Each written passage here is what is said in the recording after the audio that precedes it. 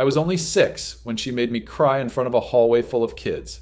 No warning, no reason, just pure humiliation. I was a first grader, and she was the speech teacher. But what she didn't know was this tattletale was about to become the beginning of her end. If you've ever been mistreated by someone in power and dreamed of karma serving them cold, hit that like button, subscribe, and buckle up for one of the most satisfying childhood revenge stories you'll ever hear. I was just a regular first grader, the kind of kid who followed rules, did my homework, and actually liked helping out. One day, I got to school really early, too early. My speech teacher saw me sitting in the hallway and surprisingly asked if I wanted to help with the school announcements. I said yes. Honestly, I felt kind of special. She paired me up with another speech student and told us, "Make sure you only walk through the first grade hallway. Don't wander." Got it? Crystal clear, I thought. We did the announcements, no problem.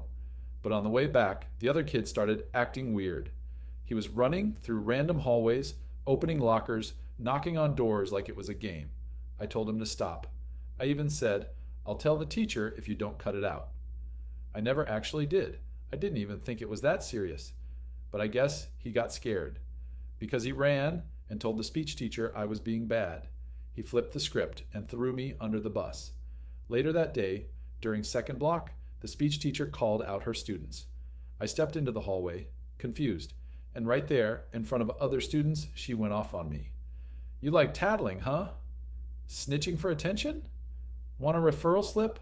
How about we make it official?" I just stood there, frozen. And then I started crying, hard. She made fun of me while I was crying, mocked me, laughed at me, then told me to go back to class, without attending the rest of speech that day. I walked into my classroom with red, swollen eyes, trying to hold back sobs. My regular teacher immediately pulled me aside. "What happened?" I told her everything, and I'll never forget what she said. "She can't do that to you. If she tries something like this again, you come tell me." Years passed. I was in 4th grade. You'd think a teacher would forget a minor incident from years ago. Not her. She remembered me, and still hated my guts. She was monitoring the lunchroom that day. Our table was laughing, joking around, just kids being kids. She hovered near our table for way too long. Then she zeroed in on me. "You shouldn't be eating all this junk food. This is why kids like you get in trouble." Just random nonsense. I tried to ignore her, didn't react, and that seemed to make her madder. She raised her voice, said I was being disruptive, claimed I was too loud. She gave me a referral. Again. But this time, I wasn't going to detention. Instead of going to detention, I went straight to my first grade teacher. Yes, the same one who believed me years ago. She let me sit down with her, shared her lunch. Then she made one phone call to the detention teacher, and my referral? White. Gone. She looked me straight in the eyes and said something I didn't understand back then, but I'd never forget. "Don't worry about her. She won't be teaching much longer." Over the next few months, something changed at school. Little by little, the speech teacher started fading from the picture. No more lunch duty, no more sub days. Fewer and fewer teachers even talked to her. Eventually, no one did. She started eating lunch alone. Not in the faculty room, just in her classroom. You could feel it. She was becoming a ghost. By the end of the year, she was gone. Fired. Turns out, my first grade teacher hadn't forgotten either. After the lunchroom incident, she reported everything. Not just my story, but past complaints from other students. She took it straight to the principal.